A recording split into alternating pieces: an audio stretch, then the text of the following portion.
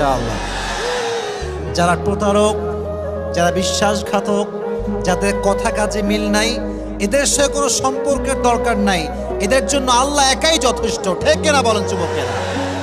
আমরা তো বড় মনের মানুষ, আমরা তো ব্রড মাইন্ডেড পার্সোনালিটি বিলং করি। আমরা মাফ করে দিব, বাদ বাকি আল্লাহ ভরসা। ঠিক কিনা যুবকেরা? তাহলে প্রথম মেসেজ আজকের এই মাহফিলে, এই যে আমাদের হৃদয়টা আছে, এই হৃদয়ে কোনো হিংসা বিদ্বেষ থাকবে না, কারোর জন্য কোনো প্রতিশোধ থাকবে না। একটা সুন্দর হাদিস শোনাই।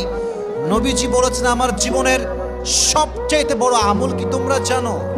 সাহাবা একরাম বলল, ইয়া রাসূলুল্লাহ, বলেন কি আমল যেটা সবচেয়ে বড় আমল? নবীজি বলেন, এটা কোনো তাহাজ্জুদ নয়, এটা কোনো দান নয়। ইন ইসতাতা'তা আন তুসবিহা ওয়া তুমসিয়া ওয়া লাইসা ফি কলবিকা গশশুন লিআহাদিন ফাফআল যালিক ওয়া